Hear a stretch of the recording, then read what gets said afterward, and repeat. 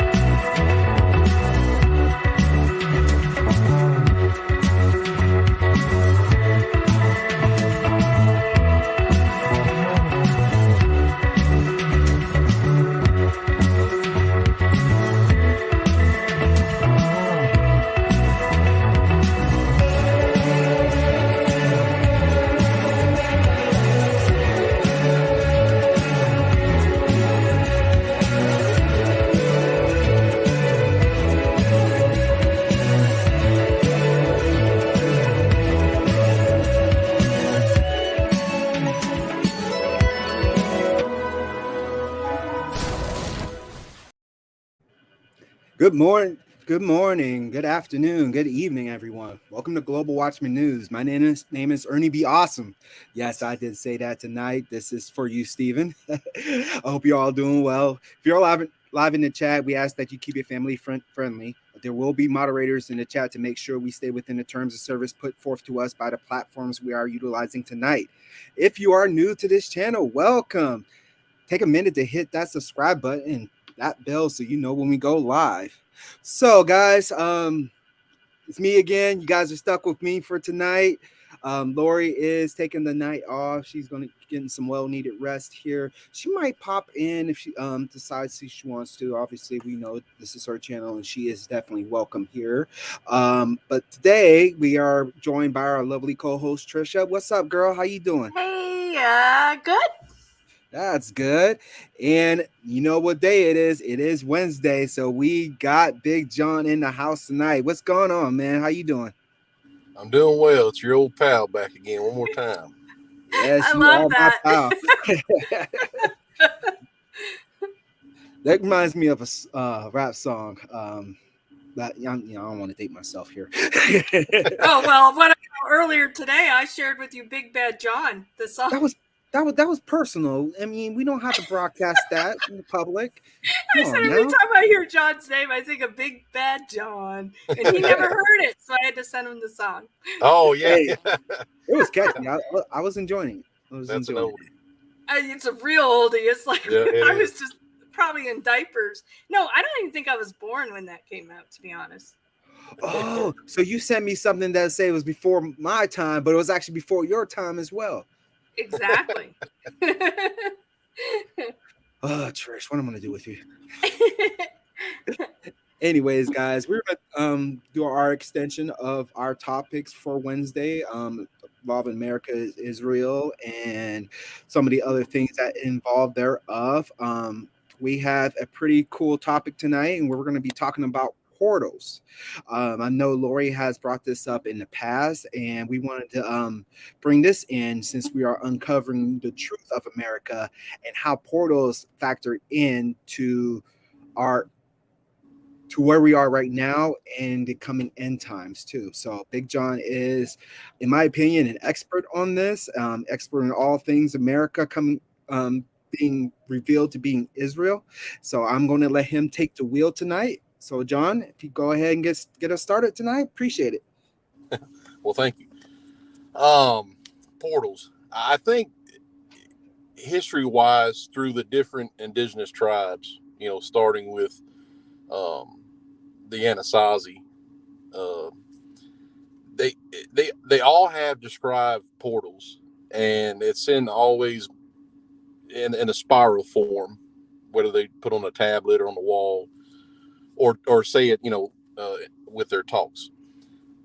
And I think you could almost correlate that with maybe Jacob's ladder, and then of course the double helix strand of DNA. Everything has like a spiral to it. And I remember, Ernie, I think last week you had mentioned that might have been like a sign for Yahweh too. I don't exactly remember what you had said, but the spiral. Yes, it's part of the golden ratio, or some people know it as the Fibonacci ratio. Okay. It's the fingerprint of God putting in our DNA and our fingerprints. You'll see that in all throughout nature, whether it's trees, plants. That same spiral is present everywhere. Gotcha.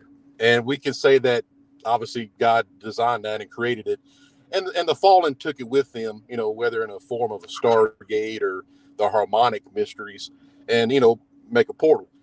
Now, going back to indigenous tribes, every time that they did talk about a portal, nothing good came out of them. Of course, they say that the red-haired, pale-skinned giants came out of them. They claim that a reptilian deceiver came out of them.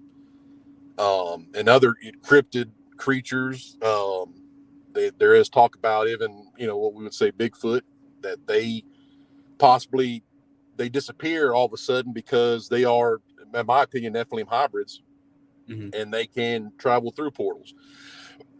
Now, on that note, we can say that sound came before light, and frequency, vibration, harmonics, whether it's through Tesla or any other research of physics, that certain frequencies can create where people can pick it up in the atmosphere, like we talked about with the RH negative factor, Right, because of the copper based blood. And people, whether you get on TikTok or YouTube, or people will find videos where people have different frequencies, and a little portal opens up in their bedroom.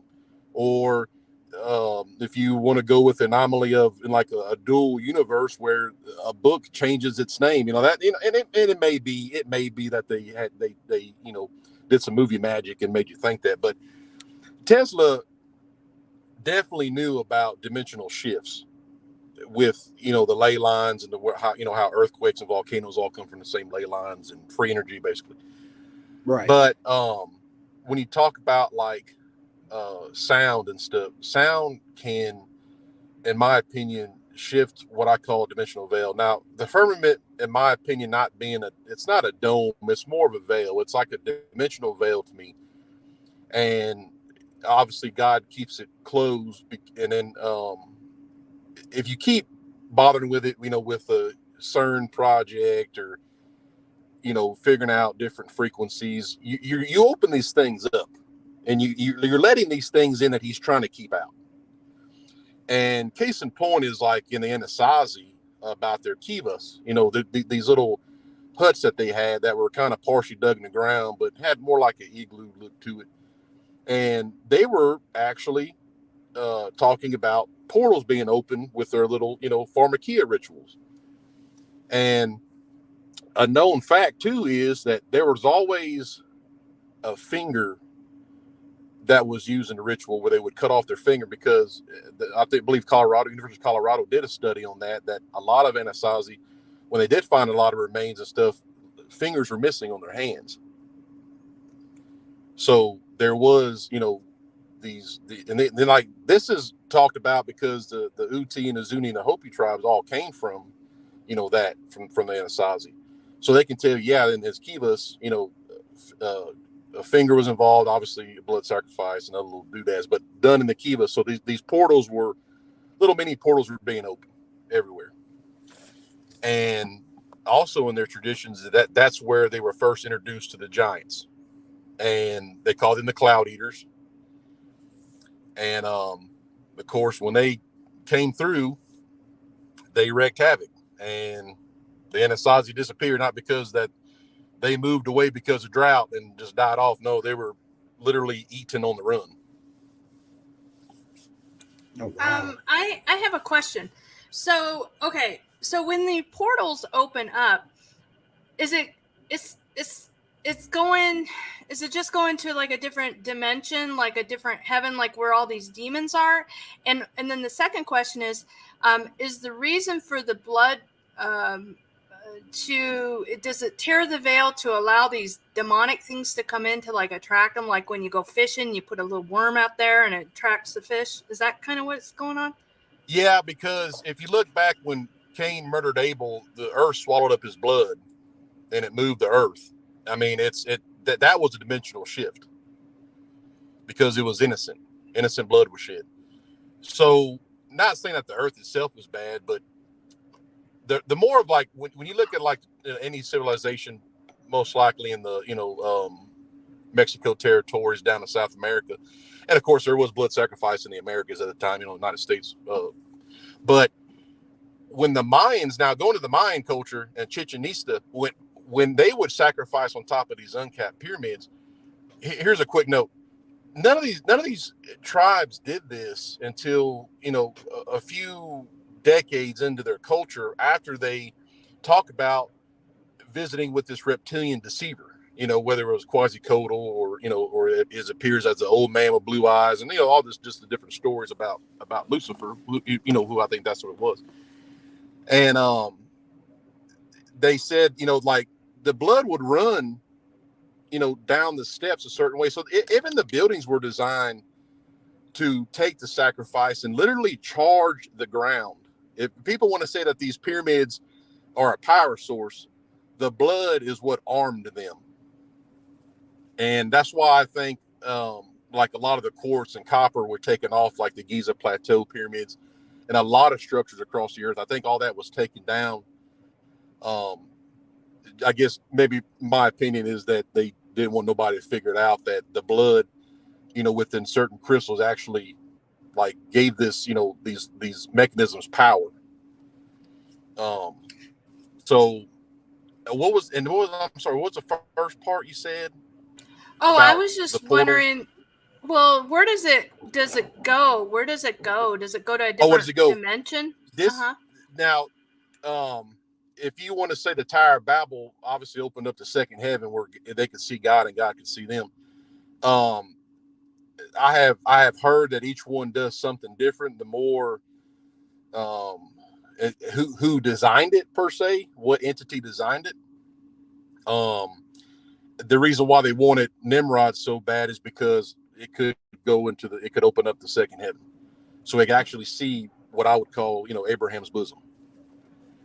And I noticed the central theme in all this: blood. Yeah. So yeah. What is the significance of blood in all of this, and how can blood participate in the construction of these portals? I think it's because of the life. Now, if you want to go to the garden, I do not believe that Adam and Eve had blood in the garden. I think they received blood after the fall.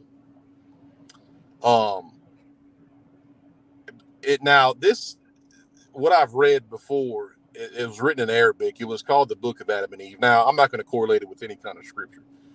It just kind of said, a little bit of the tales after the fall where, Adam and Eve it said literally committed suicide, but they wouldn't die. But they noticed that blood was coming from them when they would cast themselves down from the cliffs.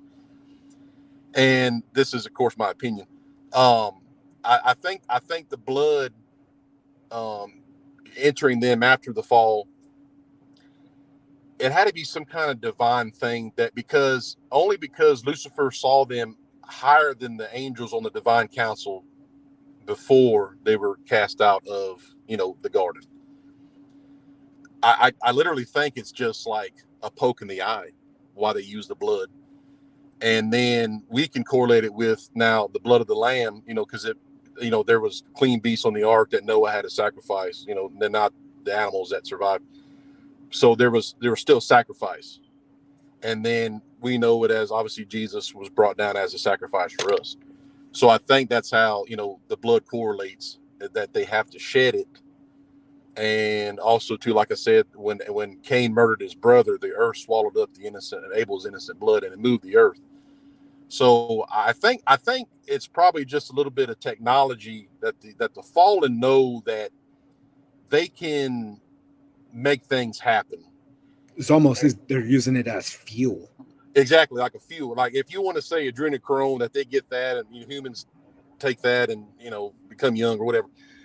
It's like it's that. It arms it, it fuels it. Whether you want to say that there's different blood sacrifices, if you want to call it conspiracy, or I think it really happens, but in different industries of what we know, if there's some kind of a blood sacrifice, it's arming something. It's going to make something happen, and we may never know about it.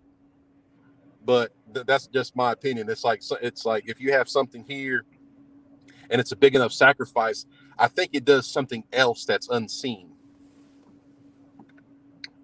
I can't help but think that it attracts demons and demonic activities. Oh, for sure. I mean, yeah.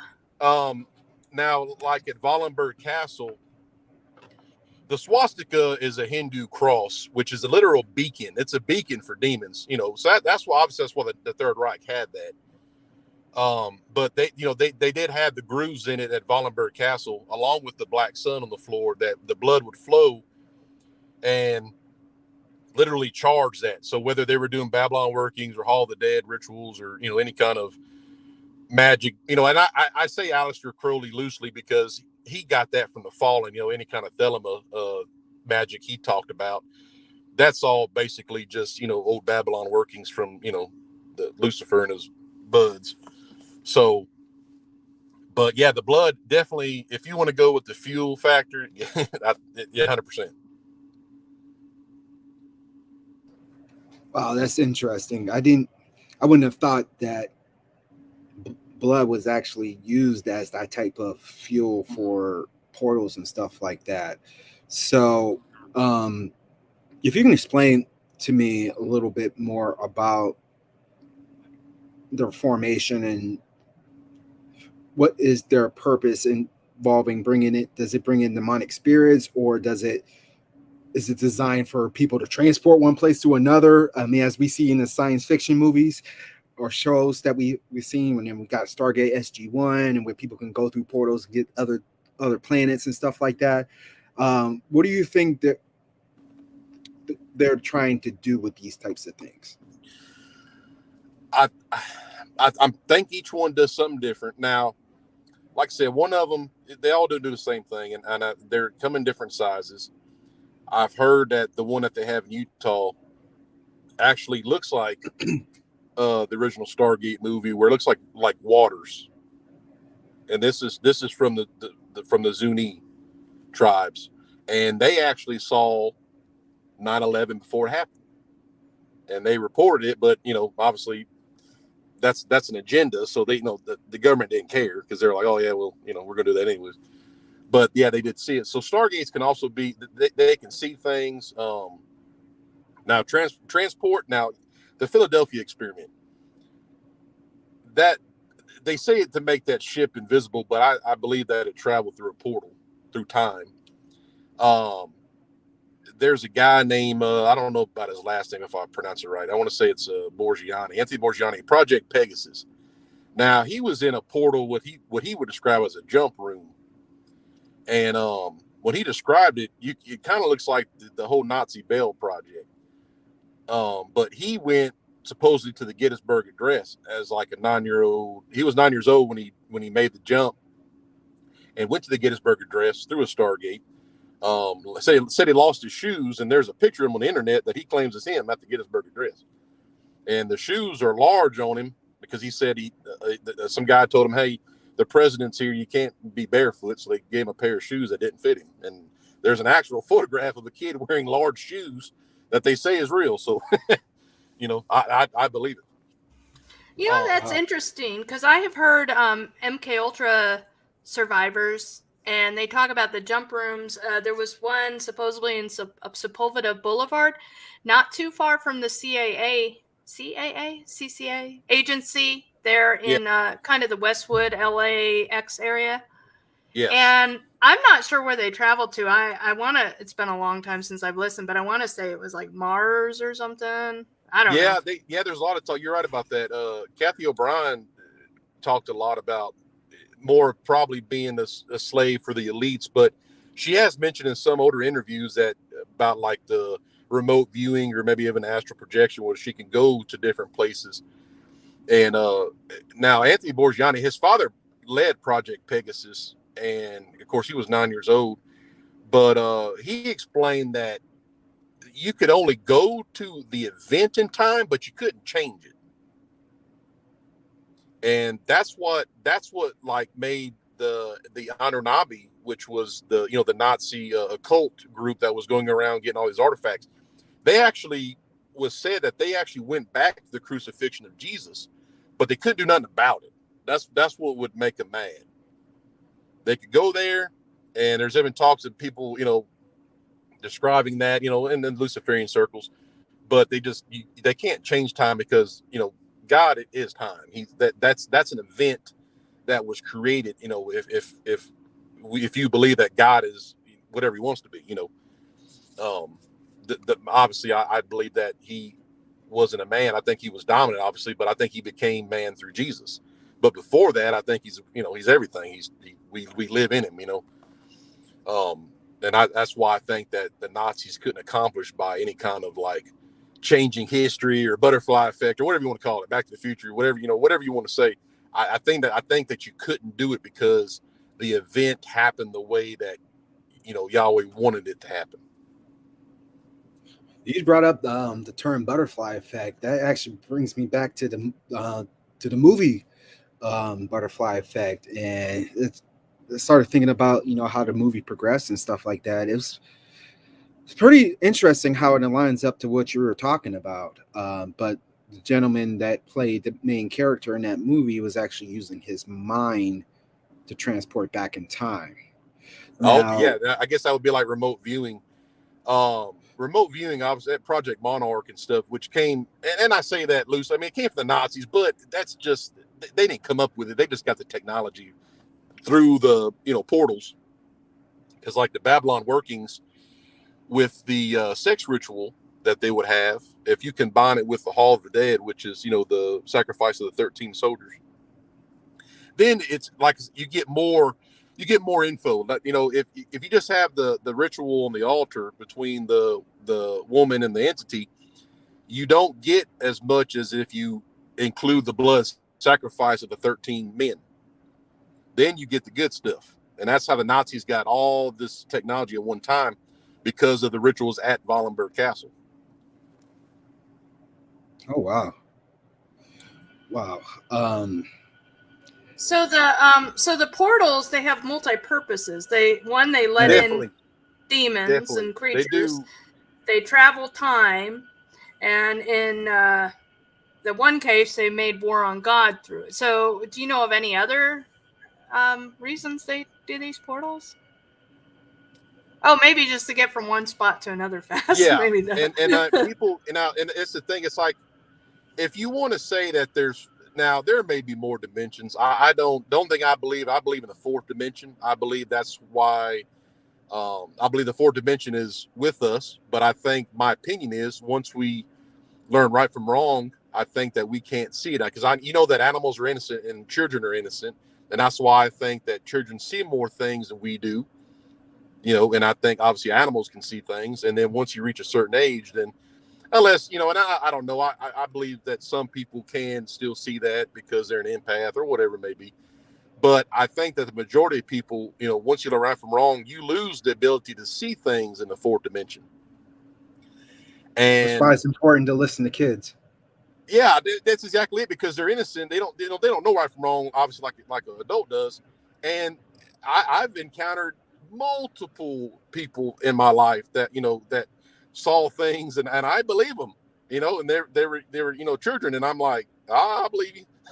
It's just, to me, it was just like, nah, that they just don't make that up, like they would see it, and then I know that when they got older, then it just went away, and I'd say, well, that's I think it's because they're just innocent.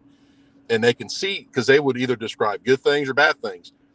And I think that we all have, if there's millions of these fallen entities that fell with Lucifer at some point in time, I think that we have one assigned to us, as we have good, angels assigned to us. And I think wherever we are right now, there's an entity with us, whether we let it oppress us or not, Kind of like the old cartoons where you got the little devil on one shoulder and the angel on the other. I was just about to say that, Trisha. I think it may be silly, but I think it's accurate. I mean, it's a war going on for your mind, for sure. And you can kind of, I correlate it with, like in the scripture, Paul says, well, don't give into angelic doctrine and stuff, and don't talk to them. Because anytime that an angel came from God with a message, if you fell down to worship, and they're like, no, get up. I come with a message. You know what I mean? They immediately said, no, don't worship me. I come from the Most High. Now, right. That's a good one. Now, the ones that are fallen, if you want to say sleep paralysis, I think sleep paralysis is, these are fallen entities. And I think that they have, that you're so, you have that, oh, let me fall down and, and I feel paralyzed, but they don't get you back up immediately, because they want that worship from you, because they don't like you. So right. I think it goes both ways. I think that they, obviously the good tells you right away, no, don't, I'm here with a message. And the other ones are like, oh no, stay down there. How about this? How about that? Let me give you these, secrets, and give just, literally just what they did on Mount Hermon. That I figured this out a couple years ago, that I think the evil people are the ones that are narcissists, and it's kind of like a spirit on them, and that's how you can tell, like in my opinion, how you can tell a good person from a bad person is if they're very narcissistic, that's not of God, and so that kind of just reminds me of like the angel you're talking about. The angel is no. See, that's humble. That's a fruit of the spirit, and that's beautiful. That's exactly it. But if they're like, kiss my feet, then you go, we got a problem here. That's a good correlation. It really is, because, at some level, I think every guy's been kind of like chip on the shoulder, like, I'm a man, I do what I want. We're all kind of guilty of that. But it's like, but you're right about that. I think people that I've talked to in my walk on this planet is that most of the men like that, even when they get angry, the eyes even kind of go like a shark's eyes. I've heard that from numerous people, and I've seen it. Yeah. Absolutely. It's not that they're bad. I truly believe in oppression. That even as a strong believer, you can get oppressed. I don't believe you can get possessed. I believe you can get oppressed if you're a believer. Now, if you're a non-believer, then possession obviously can happen. But I don't believe that a true believer in Jesus can get possessed. But I believe you can get oppressed, because, a lot of us walk in that. It's going to happen to you. But if you don't go through deliverance and you keep opening those doors to sin, exactly, you're not supposed to do something, and you do it. Yeah. Because the portals, that's another thing. The portals have legal rights to you. Now, if something happens to you one place, and you go, say, across the United States and whatever, move in or whatever, if there's something there, it has legal rights to you because of a previous And it doesn't have to even be your fault. You can be like, what did I do? Why am I being held down in my bed? It's just, it's these things have, legal right over you, but obviously you rebuke them in the name of Jesus and then ask questions later. Right. And they'll, leave you alone. So, I mean, portals can be that too. I've talked to people that have been, visited by entities and portals. My ex-wife described totally the scenario that I literally like stopped with the whole Nazi research, is what she told me about these entities being in like these latex robes, almost like a Dracula kind of like cape, but had like umbilical cords that connected them back to the ship. And I've heard that story before, and those are very, very high-ranking entities on the Luciferian side.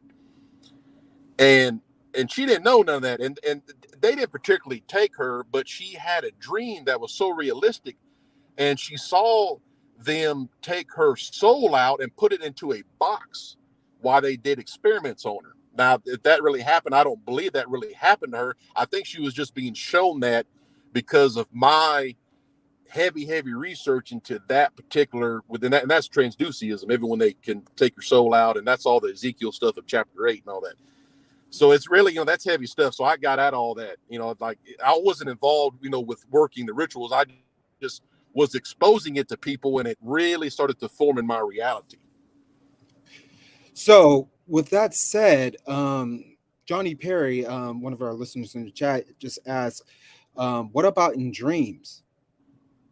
I think you kind of answered that, and kind of dove into it a little bit. Yeah. Now, yeah. I know Johnny from TikTok. I recognize him. Okay. Yeah. So the dream thing, it's like, if, let me see here. So when Jesus transcended, what was that? Mark chapter 9. Now, I didn't do it myself. I knew somebody that transcended to go pray for someone when I couldn't do it, because I didn't like the person. So my prayers would have been no effect on, trying to help them, find salvation or whatever. My prayers weren't because I didn't like them. So the other person they ended up transcending and told me, yeah, well, I was helping them, but I just, my body wasn't there. I was just there in spirit. And I was like, well, that's transcending. And I believed them. I'm not saying that they're special or anything. It's just, that's what they described to me. And, they believe it to be true. And I mean, I don't know where it says that, Jesus, you can't transcend with the help of him. I know that there was a man named Henry Groover, who was a very devout Christian, who transcended and described that there was a fallen angel under the Vatican, or under the streets of Rome, basically, and that he went to pray against it and stuff. And people can find that. And I believe Henry 100%. But yeah, so I guess that's almost like a remote viewing or astral projection. Now, obviously, that technology was created by good. Now, if the fallen, take their, like I said before, if God has Coca-Cola and then the fallen have like, Sam's Choice Cola, they took that with them and like, okay, well, it's not Coca-Cola, but the humans will fall for it, blah, blah, blah. So, they take that astral projection and they're like, oh, look, we give you this technology. You can go do what you want and scare people or whatever. But I think in the dreams, I don't know exactly, even with the realms that you might reach. I've had a sleep study done, 15 years ago, and they explained to me like, yeah, there is realms of sleep that they can, maybe monitor with your brain activity. So can you leave your body? I don't know. I've never gotten into that. I maybe you can, with any, belief in Jesus. If he wants you to, I guess you can, you know what I mean? Well, Yeah. I heard there's a silver cord that, the people that do that, what was that called? The remote viewing. There's like a silver cord that attaches their spirit or their soul to their body. So while they're sleeping, they can't really leave. Yeah, I mean, and it may be possible. People have told me that they have saw themselves like still sleeping and they're floating on top of it. Now, did they quit breathing? Did they die? But they said that they never left. And then like the dog's looking at them and the dog's barking and they wake up and they're back in their body. I mean, I talk to a lot of people that I find that they're telling the truth about that. What it is, I don't know. But I believe them when they tell me that. And I don't know what the purpose is of it. Obviously, Jesus's ways and thoughts aren't ours. So I think it's dangerous to leave your body if you're, maybe if you're like, maybe if you're knowing that you're going to do it, if you like, I guess, go into your Kivas and go practice farmer Kia, like, okay, well, I want to get out of here. I want to go see what's going on Mars. I think if you kind of like want that, don't be too mad when you get it. You know what I mean? Yeah, that stuff, us believers should not be messing with to begin with. For sure. Yeah. I said, if it happens and you don't ask for it, I don't know what that is. I don't, but if you kind of participate and want to do, I don't know. I'd stay away from that. Just like I said, even the research absolutely was too crazy for me. Yeah. I hear about that stuff and I'm like, okay, I'm gonna head out. yeah. Talk about opening a door for demonic, purposely go Pandora's seeking. box. Yeah. Yeah, 100. Yeah, and Ernie just said Pandora's box. Now, and the Luciferian, or whether Pandora's box was a mythology or whatever, that's what the parties are called. Whether I'm sure Aleister Crowley, like I said, didn't create them; he just knew it through Thelema. But they're Pandora's box parties. And if he was around in the early 1900s, they said that he would have these Pandora's box parties. I'm sure they're still in Hollywood or wherever else. They would open a portal, and they would be introduced to entities. I think he talked to the woman's name was Lamb or whatever. And but there was record of people losing their minds, literally going mentally insane just by being around these entities, because a human mind can't fathom these things. And whether, there's talk of like, if giants are, say they're in Utah and been found and stuff. And I of course, obviously I believe that. There was a story out of Russia that they had a giant in stasis, obviously probably closer to Siberia or whatever, but its mind, the harmonics off of its mind, you couldn't go past a certain line. It'd kill you. Because it would just burn your mind up. Wow. And these stories about Pandora's box parties, when they would get these entities, the entities would literally drive people crazy in their mind, and then they would just die or go being put in the asylum or whatever. Wow. It's kind of like when people do like hardcore drugs, and then they end up something like, unfortunately, something like schizophrenia. Right? Yeah, you don't come back from your trip, I guess. Yeah. Well, DMT, isn't that like something? Yeah, I was just about to say that DMT. Yeah, ayahuasca. That was the Nazis were experts on DMT. Now, obviously, that's been around for way before the Nazis was, but that's the thing. It's like you're opening. If you want to believe in the chakra, and I don't get into that, but the third eye and stuff. I mean, if celebrities talk about it, I'm not going to say that they're all Luciferian, right? But they know something. They're in that industry to where they have to sign these NDAs and they have to give their blood to go to these parties. I mean, there's plenty of people who say weird things like that are celebrities, like, oh yeah, I got to give my blood before I go in there. It's like, that's weird. Well, that's A-listers. I mean, I was in Hollywood and I didn't make it past the casting couch. So, but I did make it to be on a show, but I didn't know anything. Yeah. It's almost like the blue masonry, being a blue Freemason. Like, yeah, you're a Mason, but you don't know what's really going on. It's definitely compartmentalized. So everyone's not in on it, but I know to get to that status to where like, hey, there's Brad Pitt or whoever, then I think when you get that level, you have to make deals to get up there. Because most people that go to Hollywood are just struggling people hoping to, catch a break. Yeah, no doubt. I mean, they wait tables. So, I know it. Most of them just go on endless like B job movies and do nothing. You know, they just work, and they get paid peanuts. Peanuts. I Yeah. know I did. I believe it. I have a cousin that lucked out. She was a hotel manager, and obviously met a lot of celebrities like that. But she wasn't just in that. She was involved just because she was in charge of one of the nicer hotels in Los Angeles. But yeah, I remember growing up and hearing some things. My uncle did live there, still does, and I remember just growing up and thinking there's a lot of weird stuff my mom says. But I never, of course, I didn't think about that until 2015 when I converted to even believing in Jesus was real. But it's definitely a whirlwind. So, with that said, let's tie that back into us as a country.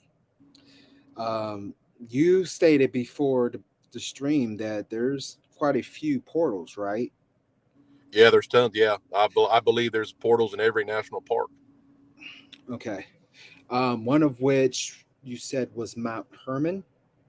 Yeah, Mount Hermon is in southern Lebanon, but yes, Mount Hermon is probably the let me think.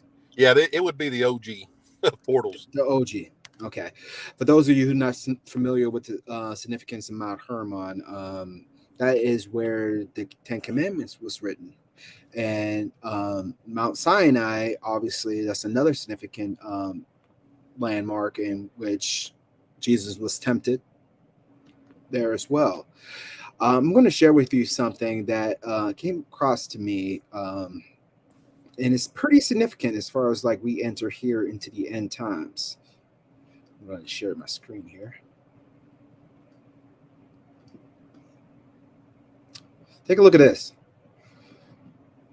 On Sunday, November 13th, get ready for the Chrislam Climate Repentance Ceremony on Mount Sinai in Egypt as United Nations holds COP27. On Sunday, November 13th, get ready for the Chrislam Climate Repentance Ceremony on Mount Sinai in Egypt as United Nations hold COP27 by Jeffrey Grider for Now the End Begins. We came to Sinai in a movement of repentance and quest, bring together leaders from the world's major religions to put forth a prophetic interreligious call to action with climate justice, 10 universal commandments. Behold, Chrislam. Chrislam has positioned itself to be the driving religious force of our day, combining leaders from all the world's religions under the banner of the Vatican, and it's everywhere you look. Chrislam is the basis for which the Abraham Accords were created, brought to light by the same person who sold Pope Francis's Declaration of Human Fraternity to the Muslim world back in 2019.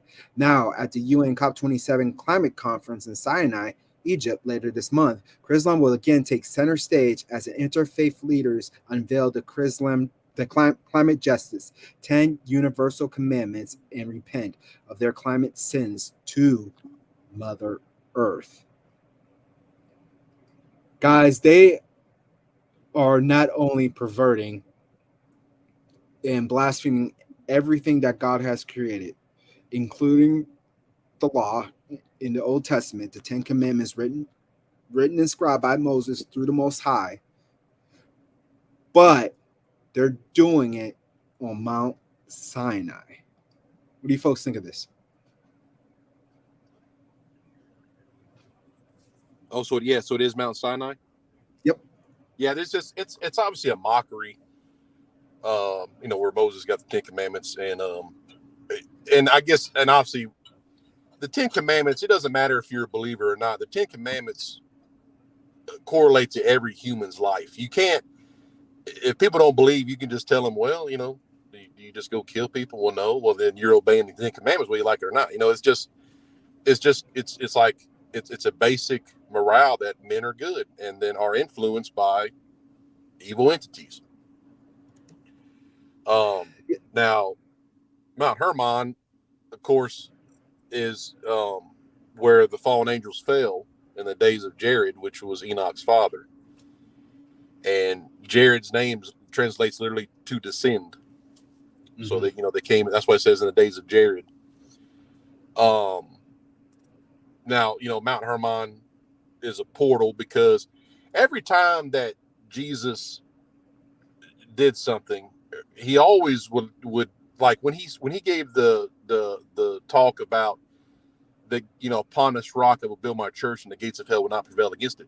Well, he was at the foot of Mount Hermon, and he literally pointed, towards like, Asher, which was a literal, that was the gates of hell. I mean, he pointed to him like, here are two cities at the foot of Mount Hermon, and they will not prevail against my, my church, my people. So, and then when he transcended, he was also on Mount Hermon. So he was always poking the eye about the incursion of the fallen with, the human women. And now the correlation of Mount Hermon and Roswell, New Mexico, is just stunning about the numbers. Why it matches like that, my opinion is it was Mount Hermon. Obviously, they fell. They gave gifts in their mind to humans, which was gifts that I wouldn't want, drug use and abortion, warfare, all that stuff was introduced to man. Man they didn't come up with that stuff. They were shown that. And but in Roswell, I think that, one of their craft, was given as a present. And I remember last week we talked about Phil Schneider having that piece of memory metal. Well, that was from Roswell. And that was a gift to, what I would say Babylon. So, by reasons from you just mentioned, is it safe to say that their version of Mount Hermon is not the true Mount Hermon compared to what we've already studied and know as of right now? Do you believe that Roswell is Mount Sinai? Well, I would say Mount Hermon. Mount Hermon? Yeah. Okay. Yeah. Okay. Sinai may be over here. I'm not going to dwell on it because I really haven't looked into it. And like I said, I always, if I don't know something, I'm going to say, well, I haven't looked at it. Was it on the 33rd parallel or anything? Of course. Yeah. 33.33 longitude, 104.59. I have one of my pinned TikTok videos. I was very tired, and that's when I said that people were giggling because I was like, well, I drank some water and I'm not tired anymore. But I give the exact numbers of the correlation of where it actually landed at, where the Army put out the coordinates to it, exactly the same number if you multiply it by pi and the nautical miles of the Earth's equator. It's just all the numbers match. And it's like, how does it match like that if it's not real? Are you giving us the coordinates for the Mount Hermon or the Roswell? It'll be, well, it's the same. It's the same coordinates. If you drilled a hole in Mount Hermon, it come out in Roswell. What? Yeah, it's the same numbers. It's the same longitude, latitude. That's what I'm saying. How's the numbers match? Yeah, it's even the year it happened, 1947. That's a formula of 19.47. That's when a four-sided tetrahedron, which is a pyramid, you put the two of the corners on the poles of a sphere, and you get 19.47. So I mean, it's like the pyramid is powering the Earth. I mean, how does that happen like that? If it's not real, how do the numbers match up? Wow. That's the correlation I give because, that's from, my opinion is that Nimrod obviously is the father of Freemasonry. Osiris is, and I think that Pythagoras was taught in the city of Sidon, and all these, and the Phoenicians there, because that was Phoenicia, they knew the nautical miles of the Earth. That's what, 21,600, and it's like all those numbers correlate with Roswell and Mount Hermon because it's a gift of the numbers of the 33 that were given to man. And 33 was the age that Jesus died on the cross. Yeah, it was also the age that I find it weird that that's how old I was when I converted to a believer. Wow. And what do you? You're blowing my mind tonight. I know, right? And what do you think?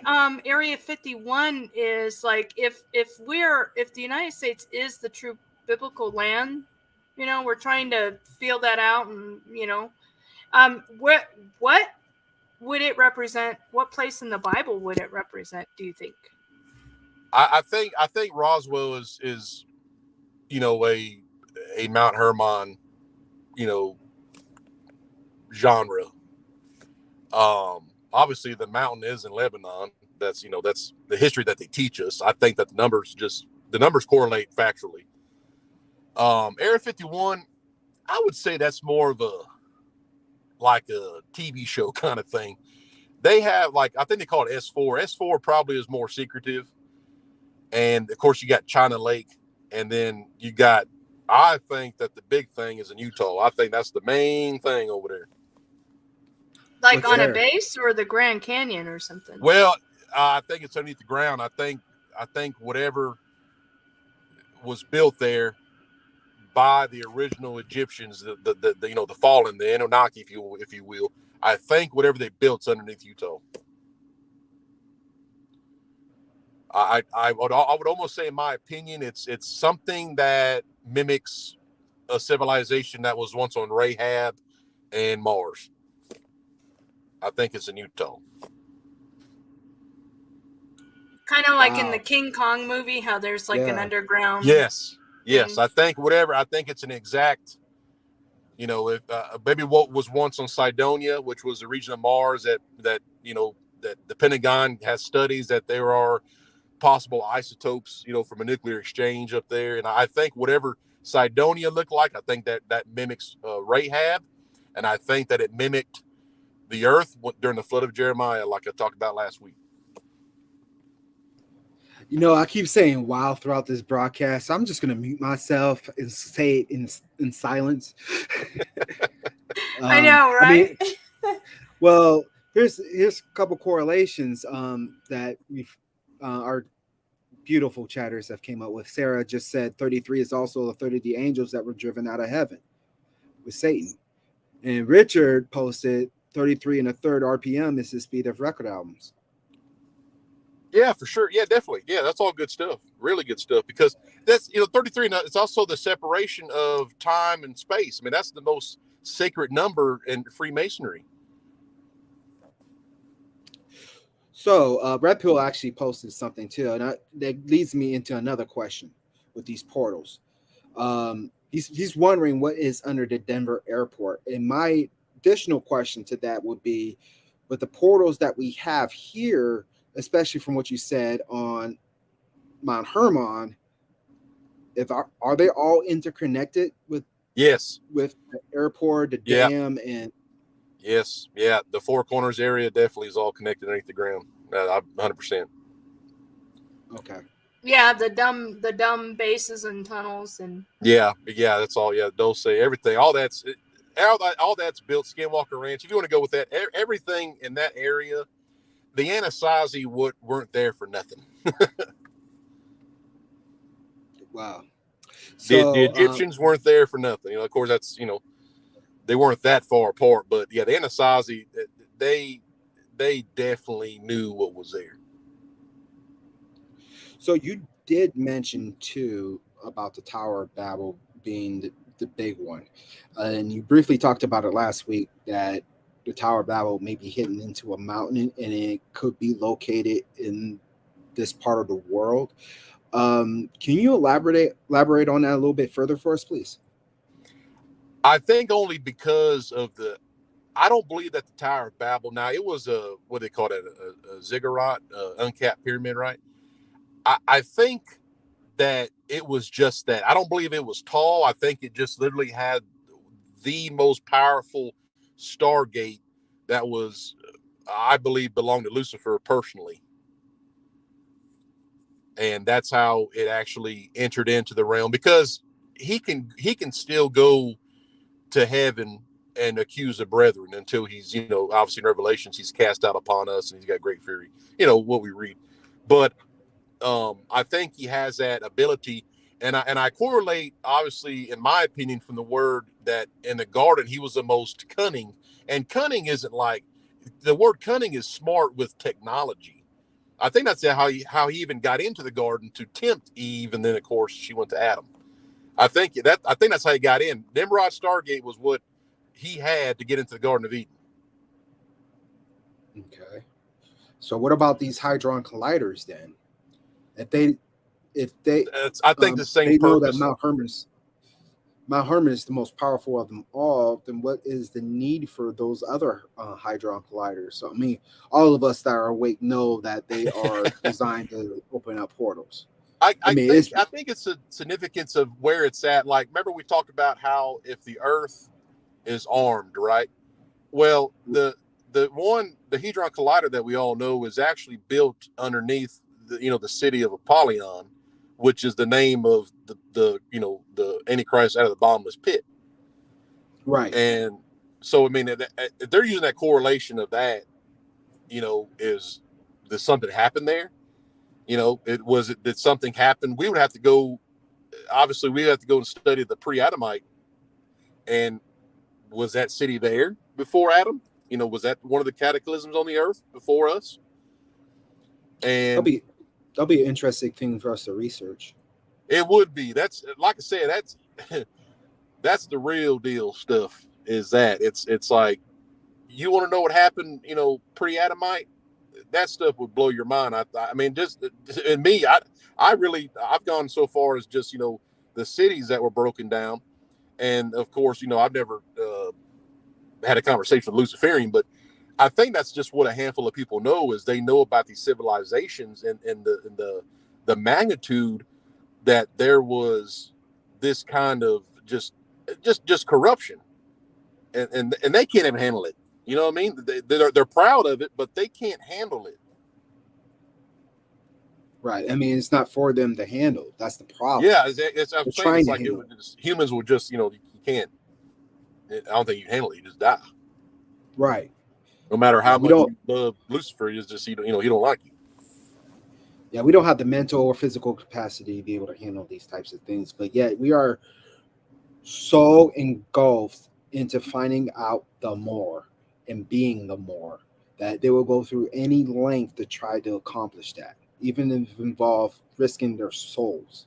Yeah, for sure. That's what we're seeing right now in the present world. I mean, we talked about frequencies, and it's only a microcosm of what they're doing behind the scenes with this technology to make all of us go nuts. We talked about it before the broadcast about the elections. I mean, what did we all suspect was going to happen beforehand? Yeah. People were predicting something completely different. They were predicting that it was going to be a red wave. I kind of thought remind you of? I thought they were just going to steal it again. Oh yeah, I mean, here's the thing with me. If you I don't get much into politics. I kind of, ever since Bill tried, just kind of whatever.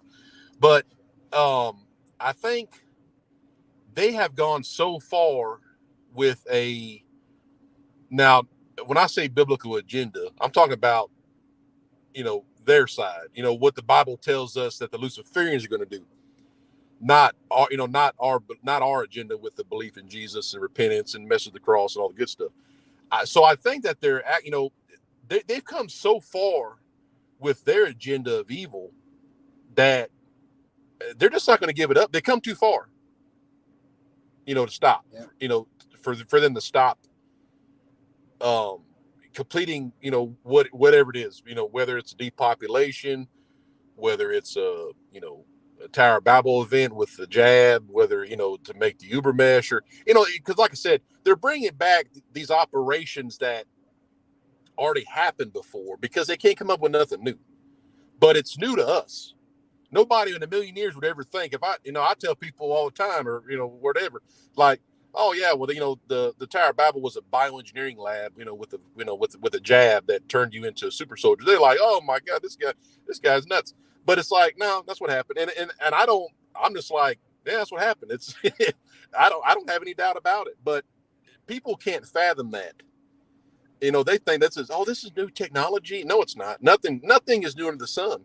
And as believers, Jesus and Solomon both said that if Jesus is the most powerful and Solomon is the most wisest human, of course, obviously under Jesus, but, them saying that means something. Right. And so they received that hidden knowledge way back then. And yeah, there is nothing new under the sun. I mean, Be- they're just yeah. now uncovering it, but the Satan is actually putting those seeds in place so they can uncover it. Yes, of course. Just like Nimrod. I mean, do you think that Stargate was just given to him? You know, Nimrod and even Nebuchadnezzar. Saddam Hussein said, "I am Nebuchadnezzar reincarnated," because what did Nebuchadnezzar do? He was digging. He was always digging, trying to find stuff, because he knew, because he dealt with entities. You know, I could go into this. I don't want to get lost into it, but you know, when Daniel was fasting with the vegetables, Daniel wasn't trying to make a statement for, you know, a vegetable diet. They were eating people in Babylon. He didn't want to eat humans. So he's like, well, let me get these vegetables, which are hard to come by the way, but he got his hands on them and was eating that because he didn't want to take part in the cannibalism. That's the true story about that. And that's why when the hand appeared, you know, the judgment is now, you know, on the wall. It's because when it says they were, you know, giving themselves into these vessels, they were having these cannibalistic orgies. That's why judgment came right away with them, because that's the most total abomination to God is, you know, using vessels from Jerusalem, obviously, which were humans, you know, then having the sex ritual and then eating them. That. You want a ticket to destruction? Do that. Yeah. I mean, as grotesque as that sounds back then, people are doing it now. Of course, because it's nothing new about that. That's how they get the power. That's how they get what they want. That's how now they got the means to be hush hush, and not many people will know about it. Exactly. If you think the elections are like, well, how they do that? Well, that's what rituals are for. If it's like I said before, if they have something happen, it's to make something else happen for them. Because that's one thing, the difference between a Luciferian or a devil worshiper, if you want to say that, and a believer in Jesus. If you ask the devil, you get results as fast as I snap my fingers. But Jesus gives you what he thinks you deserve. You don't get results from him. That's the difference in the believer. You go worship the devil, do a blood sacrifice, you're getting what you want. Absolutely. That's how it works for him. It's just insane about the things that people will go to in order to try to achieve godhood. But you know, the Bible talks about what it costs man to gain the whole world and lose his soul. Yeah, exactly. That's the thing. Yeah, what reward is in that? That's exactly it. You know, Jesus spoke. Now, I was gonna. My point, you know, obviously, because I ramble, but the point I was trying to make about the whole Daniel and Babylon thing is that Nebuchadnezzar, you know, was dealing with, you know, these rituals and digging up stuff. So that's how, you know, the fire furnace and all that. My opinion is the fire furnace was a nuclear reactor that was left over, and because you can't make wood debris, it only burns so hot. Jet fuel burns so hot.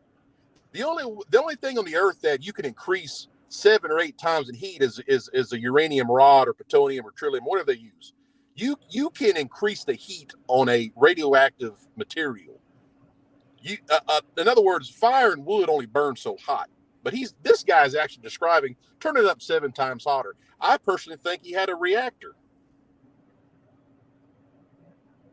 And it also says in the scripture that they don their hats, their hosen, and their garments. I think they put on radioactive suits. I think they did. Now, do you think they're using that type of technology too to enhance these portals? Yes, I think they did. And like I said, you know, let me get back to my point again, because I started going off anyway. But anyhow, so Nebuchadnezzar and then Nimrod, you got to think. Say we're archaeologists and we're walking, we're like, my goodness, we just found an Egyptian mummy here in Kansas. You know, this is just an incredible find. Well, we're kind of like Nimrod finding this stuff. You know, he found it too. He come across and is like, oh, well, you know, what is this? Let me start messing with it. And then, of course, you know, but he's in the same shoes as us. He went further, obviously, than I would ever go with finding something like that. I would get away from it. But he found that. He developed the bioengineering. He turned into Gibberim. He turned into one of them. What they couldn't do, he did what they couldn't do. That's why they love him so much. And then, of course, Nebuchadnezzar, the same way. He inflicted harm using this technology. So it's like, even today, people finding this stuff, whether they knew about it or fallen and told them, it's just a replay. It's just like, hey, look, it's like finding Jumanji, I guess. We finally get rid of the damn game, and then somebody else hears and gets it out of the ground. You know what I'm talking about? Yeah, exactly. Right. It's the same thing with that technology. It's like, well, okay, you messing with it. Don't be mad when you like I said, you get what you want. Earlier you mentioned about DNA, the double-strand DNA, kind of having a similar spirally look as a portal. Do you think that our DNA could actually be a portal? 100%. The harmonics in it, everybody is different in the blood. It's the Song of Solomon, the harmonics of your life. That's the harmonics in your blood. It don't matter if you're identical twins. Your DNA is different. Everybody's different from the harmonic signature in your blood. That's how the Most High made us in his image. Nothing can duplicate it. That's why Lucifer hates it so much.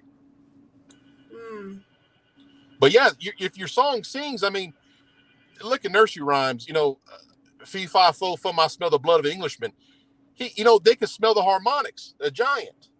So they knew where you were at. That just wasn't a little, I don't know, nursery rhyme, whatever, but the harmonics are very important. And frequencies, like I said before, men too, I guess, but I would say women that are RH negative, they have a higher copper-based blood. They have that's a conductor. And that's why I think that some of them are empaths, and they know things. My mother knew stuff that I did before I even told her. I don't know how she found out, but I was just like, well, either it's small town, and you think about all the old ladies looking out the window like, well, oh look, he's being bad. I see him. It wasn't that. It was like, I think she had that she had that ability. You know what I mean? It's I know what you're talking about. It's a download. It's just like a knowing, and exactly. I get that too. But I'm not RH negative. But yeah, But that's what I'm saying. It's not like it just doesn't. It's mostly more of that. But if you can do it and you're not RH, of course. I mean, it's whatever the Lord wants you to have. But I find that people that are RH negative, they are more like inclined about things and can figure you out. They'll tell you, hey, I feel weird about that person, or they don't want to be around them. I know plenty of people like that.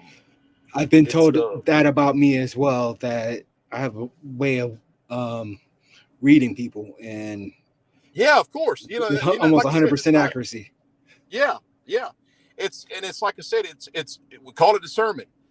If you want to say a download, I say download. When I felt that when I asked, because when I converted, it wasn't nothing about no Nephilim. I converted at my own free will to believe in Jesus, ask him in my heart. I was like, you're real. Now, out of my own curiosity, not long after, I said, look, I don't want to ask you. I believe in you.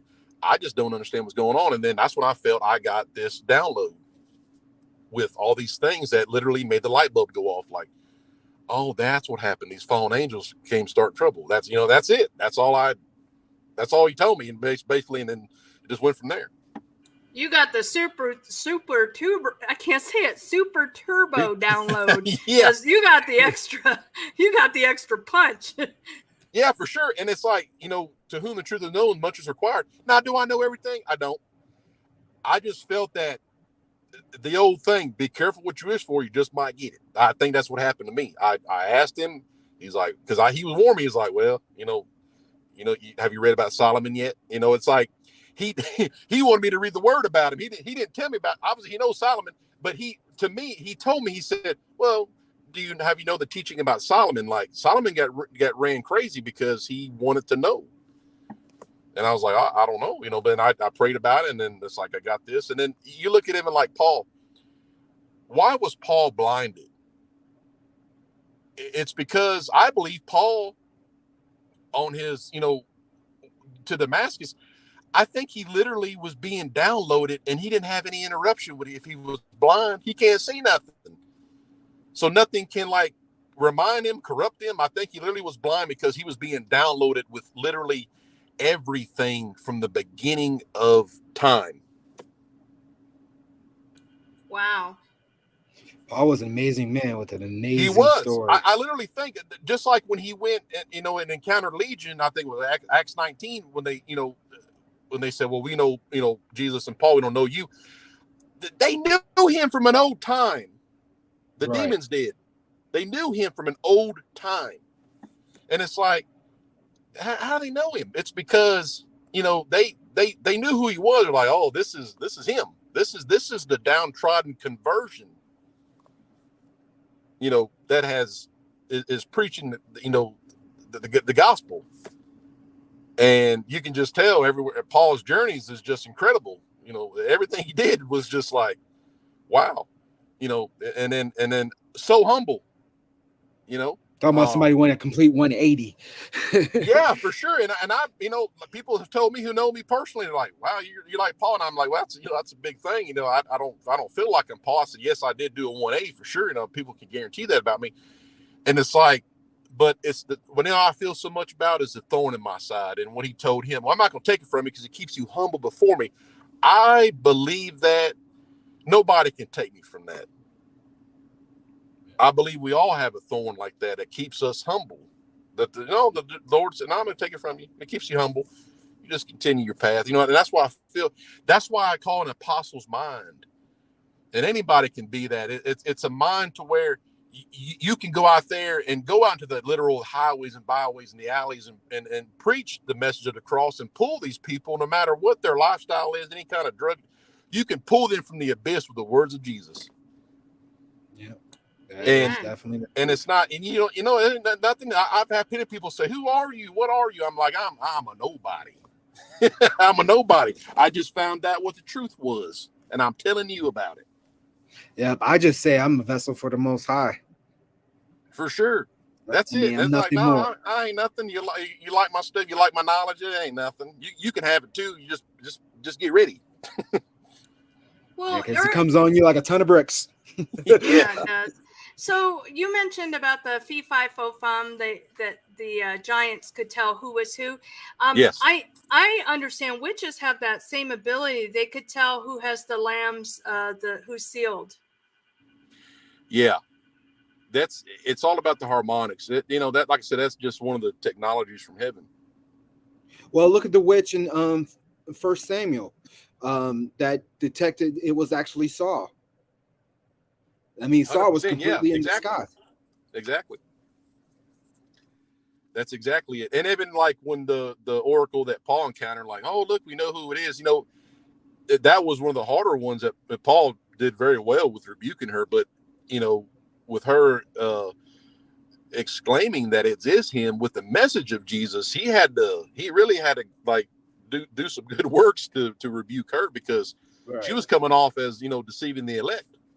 So yeah, we experienced two of the similar stories, but two different walks. We witnessed Saul, who was pretty much of Satan, and completely got left by the Most High, trying to pretty much get the help that he needs from a witch. Then we looking at Paul, who is a firm believer in the faith, walking with God and stuff, going to another person like that, and both of which found out who he was.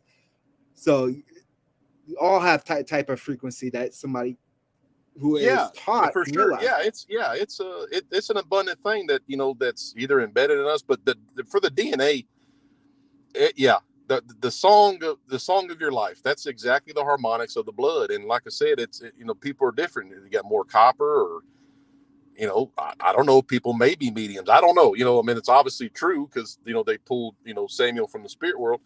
And I wouldn't get into it, but it's just like, that does happen. And most some people just have that frequency about them. And it's almost like it's as simple as, you don't like the same music I do because it doesn't match your frequency. You don't like the same movies I like because it doesn't match your frequency. Everybody's different with that. It has to match your frequency. Even when you have a girlfriend or boyfriend or whatever, it's just like, if you don't vibe, you don't vibe. Vibration. That's all. It may be slang, but it's true. It's like, it's what's real. It's the blood. You don't vibe with that person, it's like, well, I don't want to be around them. They make me mad all the time or whatever. And Yeah. then, so It's I mean, like it's being like, around a normie. yeah, It's hard to be around normies because it's like they just want to talk about sports and weather, and it's like, okay, or TV, and it's like, I kind of like to jive with somebody who's deep. That, I I'm mean, to that it's point right now in my life. Well, I feel the same. And if I don't interact with a Christian at least once a day, I mean, I go nuts because my energy is all over the place. You know, I work in an industry where there's really not many believers. The fact is the opposite, and it's taxing. I bet sure. it is. But Ernie, get out there and convert them. Yep, that's what I do. You know, Good. Yeah, like I said, you can that kind of talk. You can't, that's. I don't want to say successful because that kind of says to me. I mean, I don't think it, but it's like, well, it's kind of like pointing towards, well, you're just trying to make yourself look good. But no, you get out there and you preach the truth, you'll be untouched. You can go into the areas of what people will call dangerous, but the word of Jesus is powerful because you believe in it. You know, you don't have that ye little faith. You're like, no, I'm going to go in there. I think just like David Wilkerson did with, he wrote the book, The Cross and the Switchblade. He went in the middle in the New York City gangs in Times Square and preached the gospel and got these people from fighting each other and go to his church in Times. You know what I mean? It's just, it can defeat that. I think that's how Paul was, putting Paul underneath the jail, and he comes out, well, the light liveth in me. You can't do something. You can't do anything to somebody like that. You can't defeat them. No, cannot. Nothing can defeat them because because they're abiding the word, and you can't. They're like, what are you gonna do? You're gonna kill me? Well, you threaten me with heaven. You can't. I don't care. Send me up there. I mean, that's not a threat. That's an offering. Exactly. That's another. I think that's why that's why Paul was. I think we all should have an attitude of an apostle. No matter who you are. Obviously, if Paul can turn around, well, anybody can. Yes, sir. Looks like we're getting on to an hour and a half. Kind of want to close this home a little bit. Now, we did talk about the portals and significance and biblical and stuff like that. Now, my question to you is, how do you think these will come into the play during the end times? Definitely with lying signs and wonders. Definitely the deception. Bringing in, if you want to go with when Jesus said, men's hearts failing in for looking at things coming upon the earth. Well, upon, of course, isn't from the sky, it's from underneath the ground. Now, we all can say, well, there's dumbs down there, there's, chimeras and just all these, whatever, have always existed. I think that they're going to be released, just like they were released in the, in the oral traditions of these indigenous people. I think it's going to be the same way. The veil's being lifted and dimension shifting and some of the more powerful entities. And of course, all these chimeras that they're, giving life to in these underground military bases. I think I mentioned before, I don't remember, it might've been probably the first show with y'all, in the Septuagint, in Isaiah 13, it's only found in the Septuagint. It's not in the King James, but he describes that open the gates, ye rulers, giants come forth, to really run over Babylon. And it's like they're, even with the little, the satire, I believe, which is a little half goat and half man, they dance on the ashes of Babylon. So all these chimeras are like going to be unleashed on Mystery Babylon during its fall. And, obviously, whether it's used as a weapon, like as a campaign, or it's used as a deception, obviously portals will take part in that. Whether we see spirals in the sky. And I think there's been kind of different footage of that here the last couple of years. We know whether it's real or not, but, I've seen one video that looks pretty real to me, that there is a spiral in the sky. Yeah, I think I've seen that too. And you look at hurricanes and tornadoes, they mimic the spiral. Well, even that, yeah, exactly. It's just like, yeah, like you say, even the tree rings, what you said earlier, but that's very interesting to me. I never really think about that, but that's, yeah, there's always some kind of spiral, and it's every culture, it don't matter what times they existed or how far apart, everybody's got a spiral. Absolutely. And guys, I don't know if you watched any of our past video. I urgently advise you to watch them because it all leads up to this point in which you'll gain some more knowledge as far as like what we're talking about right now, especially when it comes to Mystery Babylon. From our discoveries and what we talked about in the past few weeks is we have firm evidence that shows that United States is not only the Holy Land, but is also Mystery Babylon. So I do urge you to watch those videos, and I do have Big John's TikTok. He provides even more in-depth information on his TikTok page. So definitely. I'm sorry to interrupt, John. Go ahead and continue. Oh, that's fine. That's fine. I was gonna. I'm glad y'all keep me on topic because my TikToks are nowhere near. I put 5 topics in 3-minute videos basically in every one, so I couldn't even go back and reference you. I'd be like, you might have to listen to it, what I'm talking about. But yeah, the whole portal with the deception thing. My opinion is that they're going to use this whole aliens, right? Created us. I think they're going to go with that exact narrative. Because, of course, there's a falling away before the son of perdition is revealed.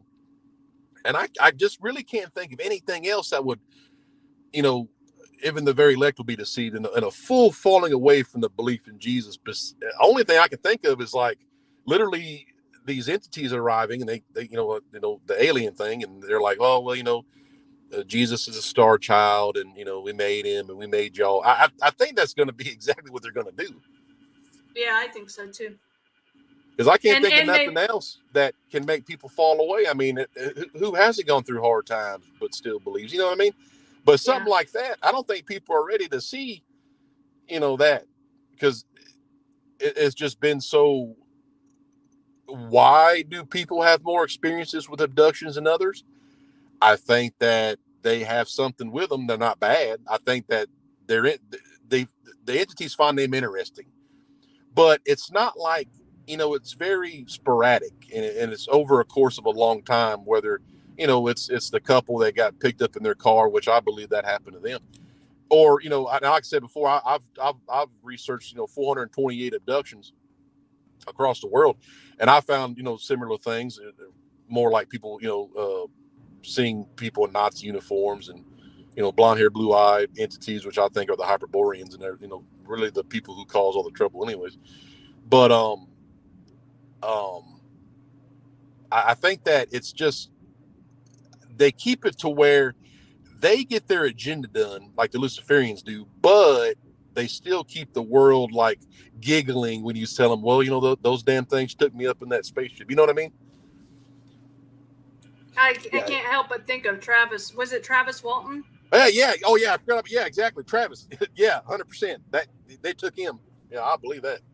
And that was over there. Oh gosh, what is that? Sholo area, right? Not far from the Lucifer telescope. Oh, close to like Sedona? Kind of like northern. Yeah, well, maybe not northern. Is it more east, northeast Arizona? I'm gonna look that up where he was at. Sholo. Yeah, okay, I have to look at a map. I know Sedona and Mount Graham, of course, with that Lucifer telescope. But yeah, I believe it. The Vatican didn't take that mountain for no reason, Yeah, I know that Sholo was the area. It's really close to where that Lucifer telescope is. Oh, yeah, definitely.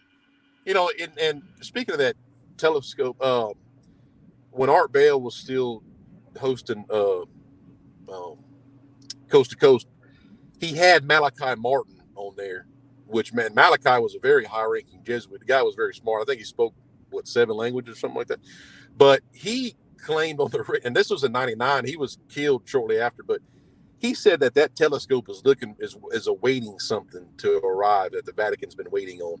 That's why they built it. And I mean, he did that interview, and not long after he was killed. Wow. Well, So isn't you know this? there that wasn't a coincidence. We don't believe in coincidences here. Of course not. Yeah, and then like even Tom Horn and Chris Putnam. I think Chris Putnam passed away, I think, about 4 or 5 years ago. But anyhow, they did the tour of the Mount Graham Observatory, and they wrote a book. I think it was called Exo Vaticana was their book they did together. But yeah, they went there and they were saying how these Catholic priests, these astronomers, whatever, they were just nonchalant, being like, oh, well, we had to wait till the UFO moved out of the way because, we can't see what we want to see. It's like they speak of these UFOs getting in their way, and they're just like, yeah, we got to wait till it moves out of the way. So it's like, they know what's out there.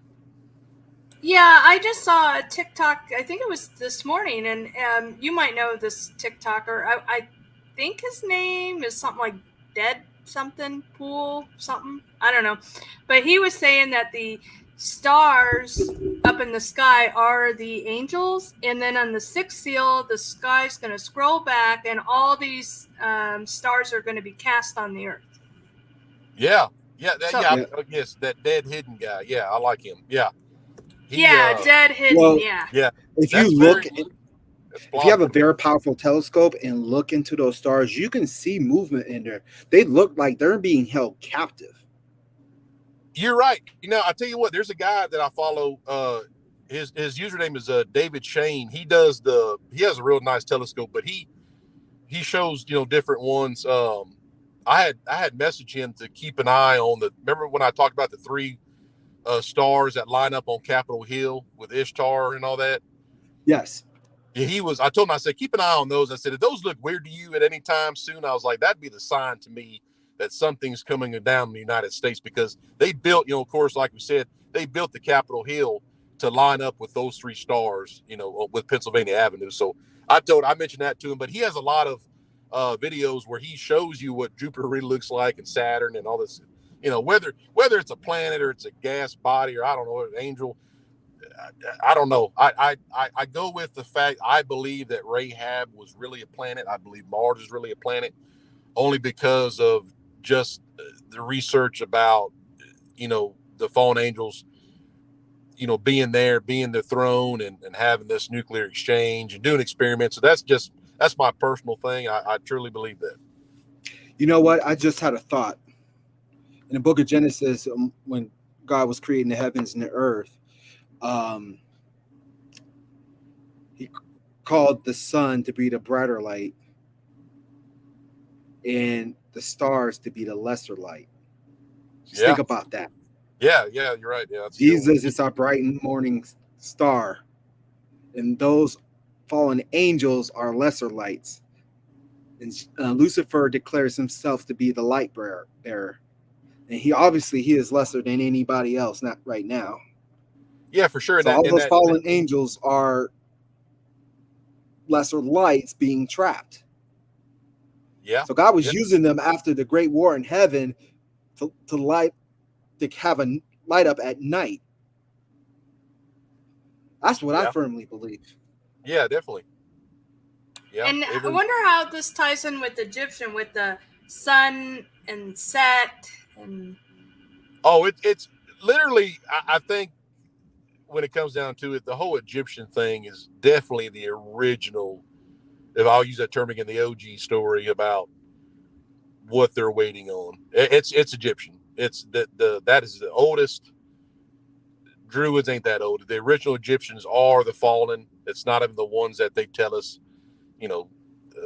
Cleopatra or whatever. I mean, yeah, they were part of a assimilated society, but the real Egyptians, I believe, started with the Anunnaki or the fallen entities, literally. And we're on Rahab and Mars. That's why they have pyramids on Mars, all that stuff. Yeah, it makes. Because every society, every culture has Egyptian things. Yes. That's not possible. How can they be everywhere? Every culture, no matter how many years they were apart or where they at on the earth, they always got Egyptian stuff. their culture is spread worldwide. Yeah. It's like, And what can do that? It's because they're entities. How do they teach the Phoenicians about the prime meridian? You got to take somebody up in space, whether it's a dome we live in, but they saw the land. That's how they made the maps. They saw it from the sky. right. It just brings me to the point of this whole awakening movement with people finding out about who are the true children of Israel are. And I think that is a bait and switch tactic, because if we understand the children of Israel and what they had became, and history repeats itself, don't you think that's going to happen again? Yeah, I truly believe that there's just Jews and Gentiles. If you're not a Jew, you're a Gentile. And even Abram. Now, this is my opinion of the story of Abram. Of course, he's Abraham.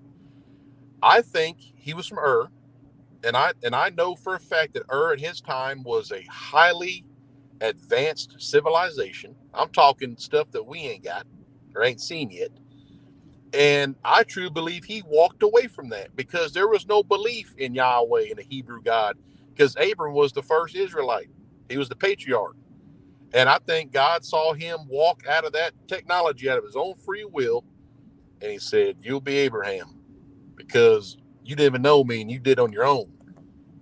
Yeah. Abraham, Isaac, and Jacob. Yeah. Yeah. Gives me goosebumps just thinking about them, man. So yeah, I think they left. I think they left the technology on their own accord. And God saw favor in that. And then sealed it with, will you sacrifice your son? And he looked down and he had the lamb in his arms, not his son. So, I mean, he did it. He's like, well, okay. I think that's how he sealed that the trust in the Yahweh. Which leads me to the fallen angel technology. Now, all things are created by the Most High. So they're taking and use God's technology as their own. It's not necessarily their technology. It's God's technology. For sure. Yeah. It's the cheaper. It's not Coca-Cola. It's the Shasta Cola. Yeah. And the cool thing is, it's going to be so awesome. Me being a tech nerd myself, it's going to be so awesome to be able to have God freely allow for us to use his technology for good. Yeah. And the best quality of life that none of us have ever dreamed of. Well, it's even the frequencies that they hide. I'm sorry to interrupt you. It's the frequencies that they won't tell you that literally heal wounds, will fix anxiety. Project Monarch, they used it for bad, obviously, with the mind control and the vibrations to basically defeat your willpower, your free will. But that frequency can't be known because it helps too, because it was the goodness originally. Exactly. And be no more perversion. Yeah. No more sin. Guys, what we're talking about, I mean, it could sound, kind of disturbing at times of what we're going to see and experience, but just imagine once this storm passes, if you hold on and seek shelter in the Most High God, he's going to lead you to a place where you don't have to worry about none of that anymore. He just wants us during these times to have power, love, and a sound mind, because the enemy is going to come at us heavy with this type of fallen angel technology to scramble our brains, make our hearts grow cold, turn against one another, wage war, and ultimately cause our destruction. But us believers need to rise above that and bring others with us. That's the whole point of all of this. This is the whole point of Global Watchman News. This is the whole point of unveiling what God has revealing to us. That's the whole point of Big John's ministry, to tell you the truth, because God said his people will perish from a lack of knowledge. If you don't have knowledge, how can you be able to use that knowledge for us when the time comes? We'll be more susceptible to accept the wiles and the tactics of the enemy. And that's what this is all about. This is what we are bringing home to you guys tonight. And I hope that resonates through your mind, that they know more than us. These entities, has been studying us since dawn of creation. Yeah, 6,000 We years. can't They got handle this 6,000 on years our on own. us. Yep. Yeah. Can't handle this on our own. We got to put our faith, trust, and reliance on the Most High God, and to know the whole truth. So with that said, any final thoughts, Trish? No, great wrap up though. That was amazing. Thank you. How about you, Big John? Anything else you'd like to say? Well, Ernie, I like to ask you the way you speak. I love the way that you put the message out there. A lot of people right now are just, I guess, to get the beginning stages of whether it's the flu or COVID or whatever. But I like for you to pray for people that have infections in their lungs or COVID or flu. I like for you to pray for them for a recovery and a healing. Absolutely. Bow your heads and gather together and pray. Prayer, when God says when there's two or more in prayer, his presence is there. Dear Heavenly Father, the God of Abraham, Isaac, and Jacob, I just thank you for your love, your grace, your mercy, and thank you for creating us in your image, God. I know we're facing some tumultuous times ahead, God, and things are ramping up. But God, we are thankful that we have you in our lives to see us through this all. Whatever storms that we face, God, I just pray that you continue to remind us of who you are.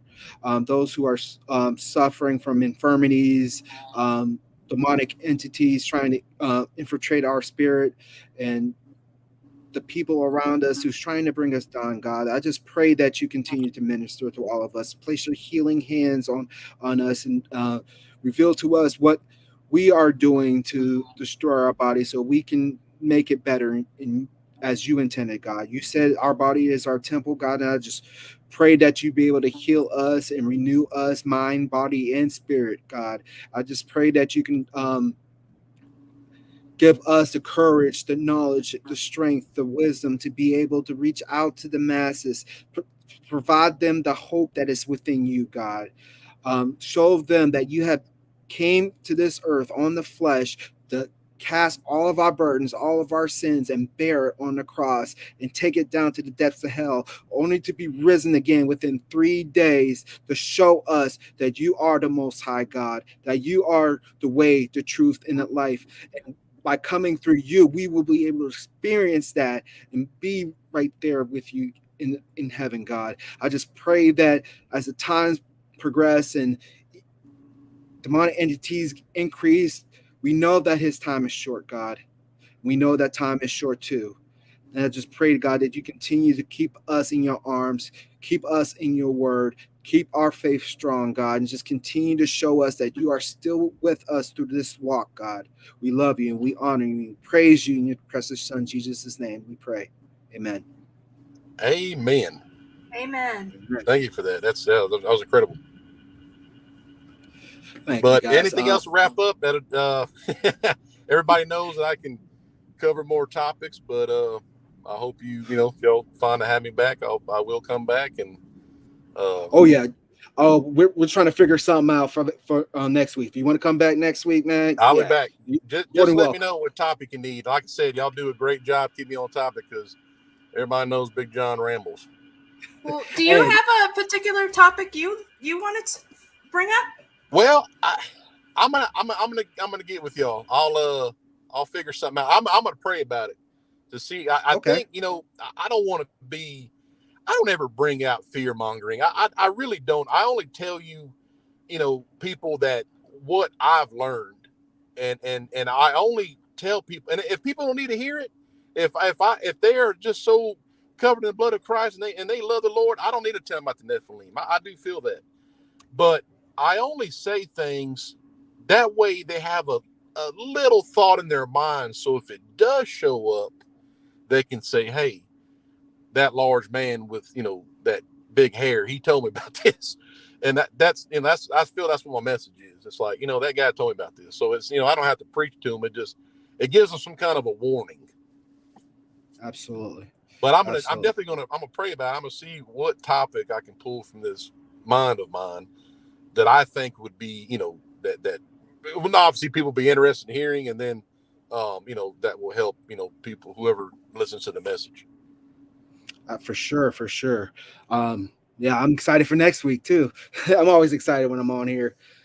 Get to share the message and being able to gain more knowledge from one another. I mean, that's what this is all about. Oh, no doubt. Like I said, I appreciate y'all keep me on topic, and I need that. I need to, when y'all have questions and stuff, that really helps me out. Hey, that's what we're here for, and we like for you to ramble. Don't get it twisted, man. Like I said, we can go on for hours, and I'll just sit here and listen to you for all his work. But guys, make sure you follow Big John on TikTok. I did post his link in the chat, and also we'll put it in the description below. Everything that we showed you today will also be in that description below. With that said, Big John and Trish, you mind sticking around afterwards for a few minutes? Yes. Sure. Awesome. Like to thank the moderators in the chat for keeping things running smooth. I'd like to thank you all for watching. And guys, just remember, we're not here to instill fear into your hearts. Fear doesn't come from the Most High God. But as I mentioned a few minutes ago, as God is intended, we want to be sure that you can have that power, love, and a sound mind that God wants us all to have. And no matter what's going on in the world right now, just remember, eyes open, no fear. Good night, everyone.